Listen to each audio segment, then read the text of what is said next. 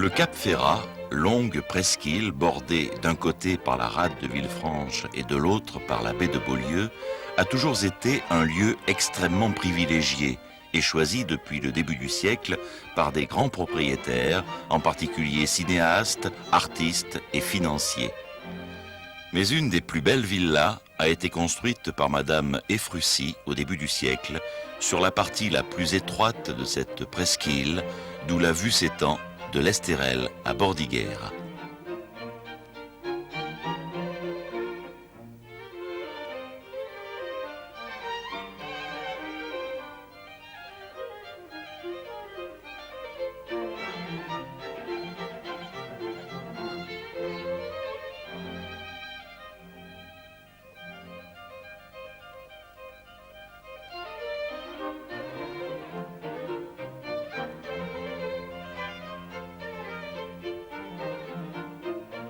Il a fallu à l'époque raser les troncs rocheux, amener l'eau et la terre pour établir cette série de jardins français, japonais, espagnols, exotiques.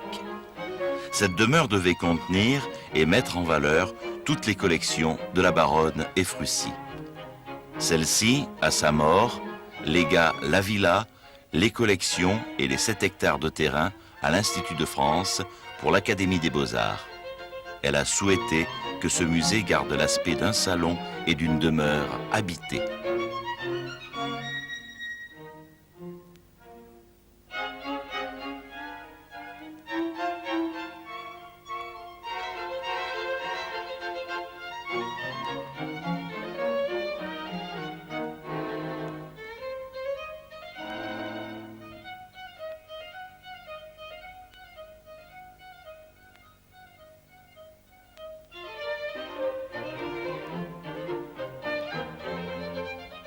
On pénètre dans un grand patio formé par 12 colonnes en marbre.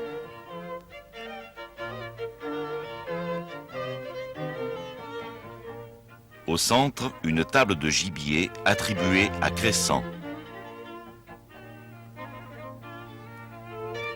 Une tapisserie d'Anguien du XVIe et 3 tapisseries d'Audenarde flamandes du XVIIe.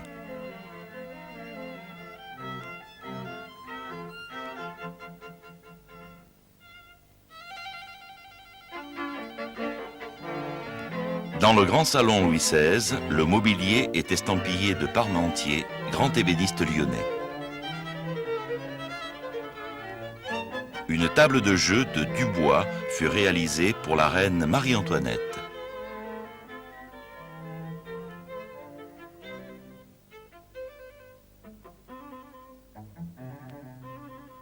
Au plafond, une toile marouflée de Jean-Baptiste Tiepolo, vénitien du XVIIIe, représente le char des amours traîné par 2 colombes.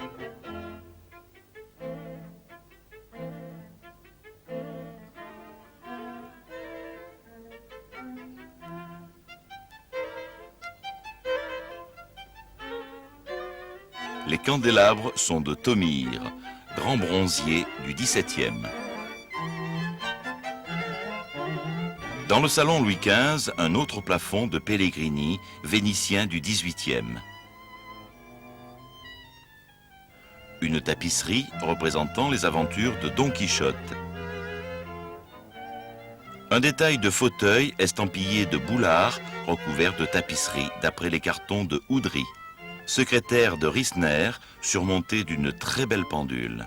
La fondation en possède environ 42.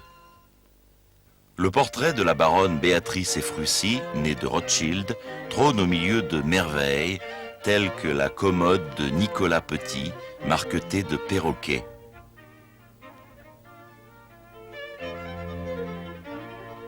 Le plafond représente le triomphe de Venise.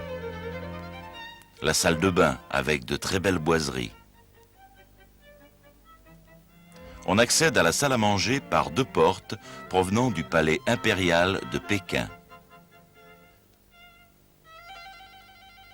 Cette pièce a été transformée en salon d'art d'Extrême-Orient avec des paravents en laque de Coromandel avec des aigles impériaux.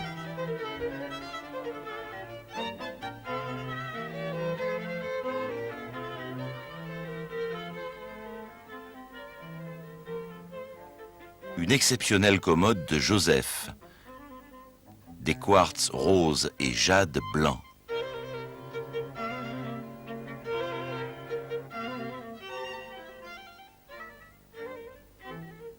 Dans le salon des Sèvres, de grands vases verts en porcelaine de Sèvres.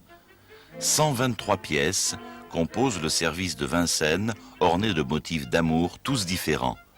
Ces collections se définissent par leur variété, leur diversité et leur qualité. Les porcelaines de Vincennes et Sèvres en sont l'exemple même.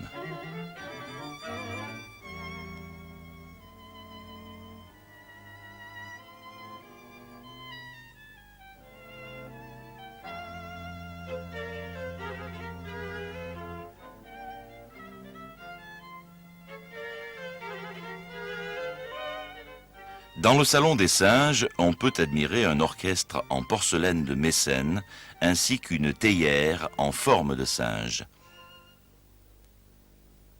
Un autre salon présente un service de Fürstenberg à scène de chasse, où tous les oiseaux sauvages ou de basse-cour y sont représentés.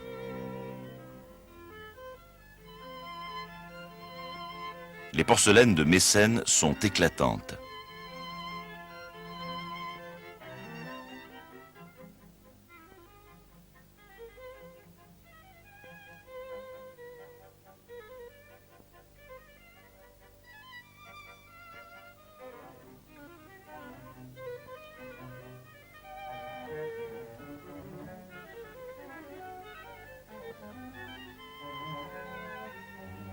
Ornant les murs, Cette-la-vie de Fragonard.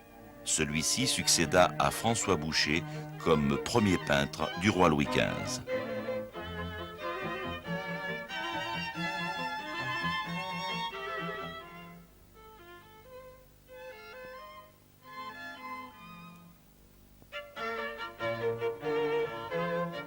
Deux superbes gouaches de Gustave Moreau.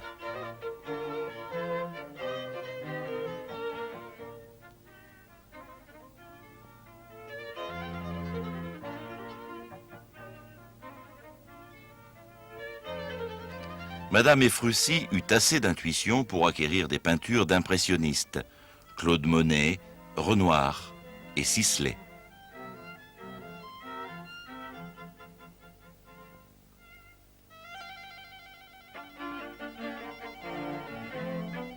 Voici un régulateur à équation de temps tout à fait exceptionnel et une pendule indiquant aussi les phases de la Lune. Elle n'a qu'une seule aiguille.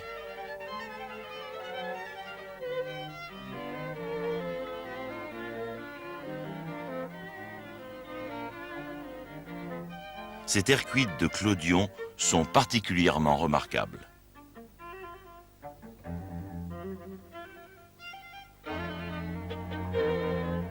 Cette villa est en fait une synthèse de tous les arts décoratifs et permet de comprendre ce que pouvait être un grand collectionneur au début du siècle.